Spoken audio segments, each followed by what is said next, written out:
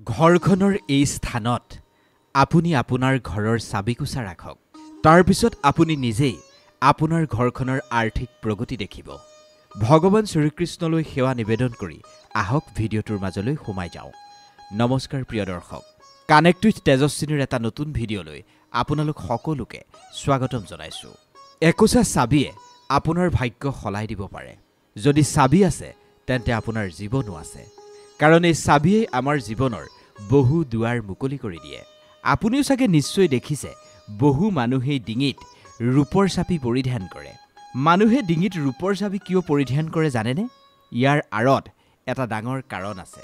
ৰূপৰ চাবি ডিঙিত পিন্ধিলে মা লক্ষ্মী হেনো আকৰ্ষিত হয়।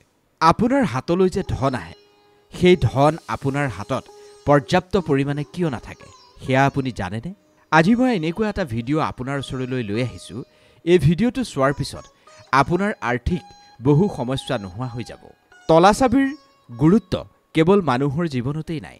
বেংকত যে ইমান ধন সম্পত্তি ৰাখে, আপুনি যে বেংকত গহনা ৰাখে, সেইবোৰ কোনে সুৰক্ষা দিয়ে? এই তলা চাবিয়ে সুৰক্ষা নিদিয়ে জানো? তলা চাবিয়ে আমাৰ জীৱনত সুখ সমৃদ্ধি বৃদ্ধি কৰে।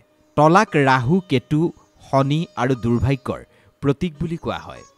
যদি আপুনি চাবিকোছা এক সঠিক স্থানত ৰাখিব পাৰে, তেন্তে আপোনাৰ ঘৰখনত কেতিয়াও ধন ধানৰ অভাৱ নহয়। মা লক্ষ্মীয়ে ভগৱান বিষ্ণুৰ সৈতে আপোনাৰ ঘৰতেই বাস কৰিব। গাৰুৰ তলত আপুনি চাবি ৰাখে নেকি?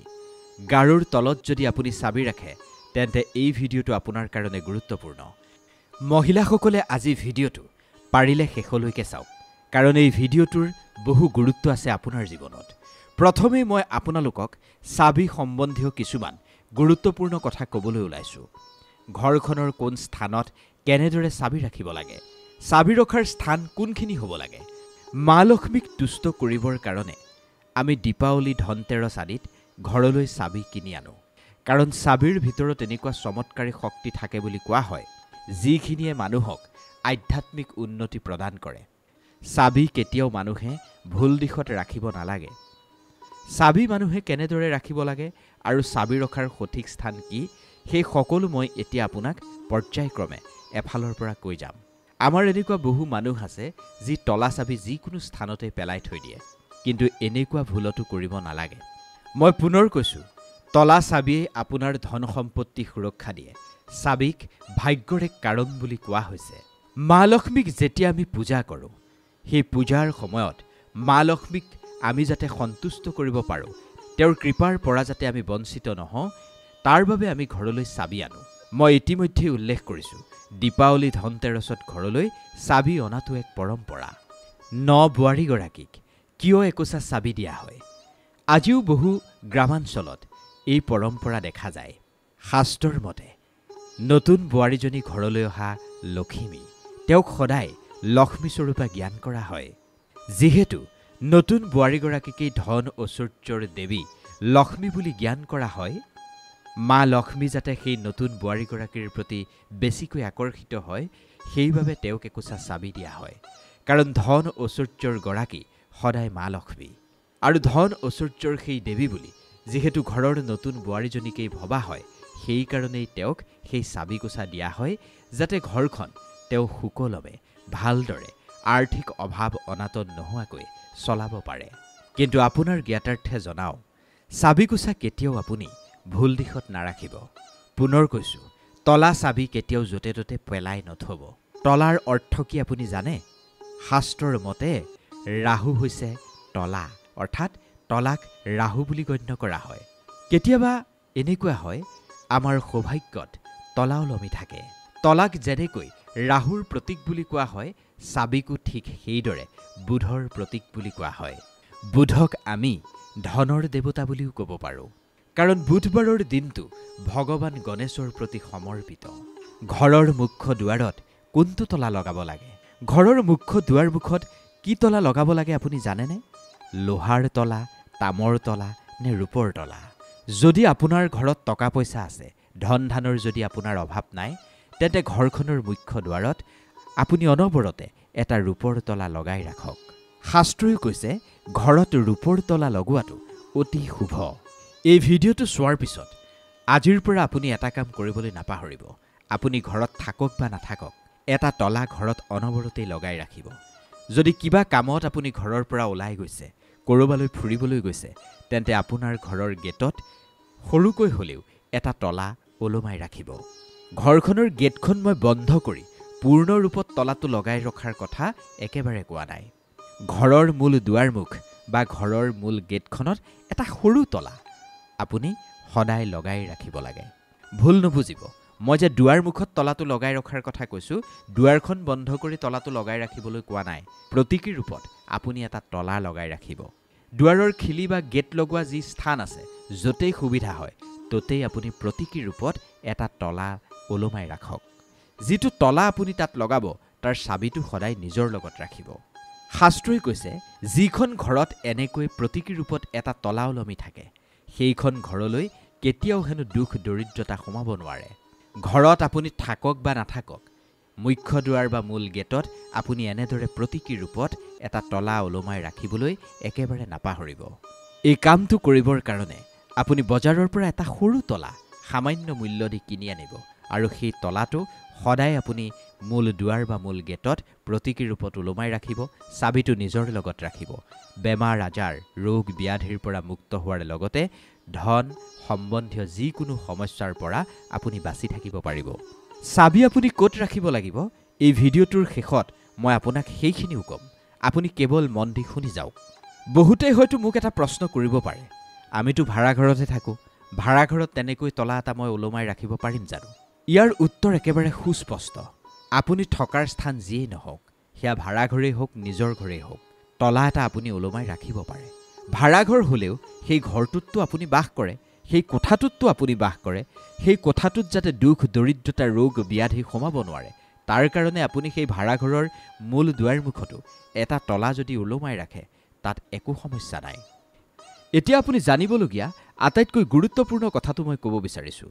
তলা চাবিয়ে কেনেকৈ মানুহৰ সৌভাগ্যৰ দুৱাৰ মুকলি কৰে। বহু মানুহ এনেকুৱা আছে হৈও কামটো নহয়গৈ। ভাগ্যত তলা লাগি থাকে।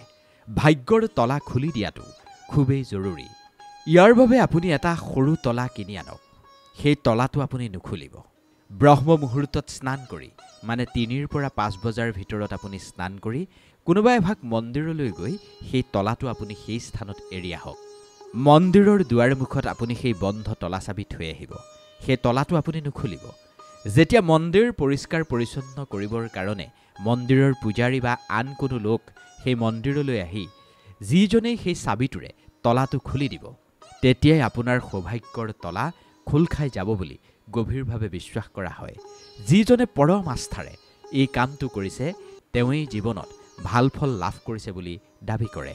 এই উপায়টোক বহুত বেছি চমৎকাৰী উপায় বুলি কোৱা হৈছে। এতিয়া বহুতে এটা প্ৰশ্ন কৰে যে চাবি ডিঙিত পৰিধান কৰাটো উচিত নে অনুচিত। যিজনে জীৱনত কষ্ট কৰিও এটা ভাল ফল পোৱা নাই, যাৰ ভাগ্য এতিয়াও উদয় হোৱা নাই, এটা স্থানতেই যিজনৰ ভাগ্য একেবাৰে স্থিৰ হৈ আছে। মই তলা মানে কি বুলি পূৰ্বেই কৈছোঁ, তলা হৈছে ৰাহুৰ প্ৰতীক। ৰাহু, যদি সেই ৰাহুৱে আপোনাৰ জীৱনত প্ৰৱেশ কৰিছে, যদি আপোনাৰ আধ্যাত্মিক প্ৰগতি নোহোৱা হৈছে, আপোনাৰ আধ্যাত্মিক শক্তি যদি নোহোৱা হৈছে, পৰিশ্ৰম কৰাৰ পিছতো যদি আপুনি ফল পোৱা নাই, তেন্তে আপুনি এটা ৰূপৰ চাবি ধাৰণ কৰিব পাৰে। শুকুৰবাৰে ৰূপৰ চাবিটো লৈ প্ৰথমে আপুনি মা লক্ষ্মীক অৰ্পণ কৰিব লাগে। মা লক্ষ্মীক মন্ত্ৰ পাঠেৰে সেই চাবি শুদ্ধি কৰি লৈ ৰঙা সূতাৰে যদি সেই চাবি আপুনি ডিঙিত পৰিধান কৰে, তেন্তে আপুনি নিশ্চিতভাৱে এই সমস্যাসমূহৰ পৰা পৰিত্ৰাণ পাব পাৰে। কেৱল যে মহিলাই চাবিটো ডিঙিত ধাৰণ কৰিব এনেকুৱা নহয়, তেনেকুৱা সমস্যাত ভুগি থকা পুৰুষসকলেও চাবিটো ডিঙিত ধাৰণ কৰিব পাৰিব। আপুনি যদি চাবি ডিঙিত ধাৰণ কৰিব বিচাৰিছে, তেন্তে কেৱল ৰূপৰ চাবিহে ডিঙিত ধাৰণ কৰিব। কেৱল ৰূপৰ চাবিয়েই নহয়, আপুনি ইচ্ছা কৰিলে সোণৰ চাবিও ধাৰণ কৰিব পাৰে। সোণৰ চাবি ধাৰণ কৰাটো অতি উত্তম। শাস্ত্ৰই সোণ ৰূপক পৃথককৈ কোৱা নাই। আপুনি নিজৰ সামৰ্থ্য অনুসৰি সোণ বা ৰূপ যিকোনো এটা চাবি ধাৰণ কৰিব পাৰে। চাবিটো ডাঙৰ হ'ব লাগিব বুলি কথা নাই। সৰু আকৃতিৰ চাবিও আপুনি ধাৰণ কৰিব পাৰিব। আৰু এটা কথা, যিসকলৰ ৰূপৰ চাবি ধাৰণ কৰাৰ সামৰ্থ্য নাই, তেওঁলোকে ৰূপৰ পৰিৱৰ্তে তামৰ চাবিও ধাৰণ কৰিব পাৰিব। এতিয়া বহুতৰে মনত এটা প্ৰশ্ন উঠিব পাৰে, যিটো তলা, সেই তলাটো কোনটো দিশত থাকিব লাগে, সঠিক দিশ কোনটো? মই যে কৈছিলোঁ সেই প্ৰতীকী ৰূপৰ তলাটো আপুনি যিকোনো দিশত লগাব পাৰিব। ঘৰৰ মূল দুৱাৰত আপুনি লগাই থওক, নহ'লে গেটখনত লগাই ৰাখক। এতিয়া কথাটো হ'ল, তলাটো যে আপুনি লগাব, চাবিটো আপুনি কোনটো স্থানত ৰাখিব? মই আপোনাক ইতিমধ্যেই কৈছোঁ, চাবি ৰখাৰ উত্তম স্থান মই আপোনাক ভিডিঅ'টোৰ শেষত ক'ম। আমাৰ ধৰ্মীয় শাস্ত্ৰই কৈছে উত্তৰ দিশটো হেনো দেৱতাৰ দিশ। যদি আপুনি চাবি উত্তৰ দিশত ৰাখি পশ্চিম ফালে মুখ কৰি ৰাখে, তেন্তে ইয়াক বহুত বেছি শুভ বুলি কোৱা হৈছে। যদি এই দুয়োটা দিশতো যদি আপুনি চাবি থ'ব খোজা নাই, তেন্তে ঘৰৰ পিছ দুৱাৰত তলা লগাই আপুনি চাবিটো মা লক্ষ্মীৰ মূৰ্তি বা ফটোৰ কাষত ৰাখি থওক। চাবিটো থোৱাৰ সময়ত কেৱল আপুনি মা লক্ষ্মীক ক'ব, মা, আমি আমাৰ গৃহত তলা লগাই চাবি তোমাৰ চৰণত সমৰ্পণ কৰিছোঁ। এই চাবিৰ দ্বাৰাই তুমি আমাৰ গৃহলৈ ধন সম্পত্তি অহাৰ পথ মুকলি কৰি দিবা, আৰু আমাৰ গৃহত যাতে অলক্ষ্মীয়ে প্ৰৱেশ কৰিব নোৱাৰে, তাৰ বাবে সদায় তুমি আমাৰ ঘৰত স্থিতি ল'বা। ঘৰত যদি আপোনাৰ তুলসী পুলি আছে, চাবিটো যদি আপুনি ক'ৰবাত ৰাখি থৈ যাব খুজিছে, তেন্তে তুলসী পুলিৰ ওচৰত আপুনি চাবি থৈ যাব পাৰে। তুলসীক দিব্য বৃক্ষ বুলি গণ্য কৰা হয়। তুলসীৰ তলত আমি চাকি জ্বলাওঁ। সেই তুলসীৰ তলত যদি আপুনি চাবি ৰাখি যায়, তেন্তে ইয়াৰ পৰা আপুনি উত্তম ফল লাভ কৰিব। কাৰণ তুলসী হৈছে জগত মাতা। তেওঁৰ কাষলৈ কেতিয়াও নিগেটিভিটি প্ৰৱেশ কৰিব নোৱাৰে। ৰাহু কেতিয়াও তুলসীৰ আশে পাশেও থাকিব নোৱাৰে। সেইকাৰণে আপুনি চাবি ৰখাৰ উত্তম স্থান এটা হৈছে তুলসী ভেটি। আমাৰ এনেকুৱা বহু মানুহ আছে, ঘৰখনৰ এজন মানুহ গ'ল এঠাইলৈ, এজন গৈছে আন এঠাইলৈ। চাবিটো যেতিয়া মাৰি থৈ যায়, চাবিটো ক'ৰবাৰ জোতাৰ ভিতৰত নহ'লে ঘৰৰ বেলেগ স্থানত ৰাখি থৈ যায়।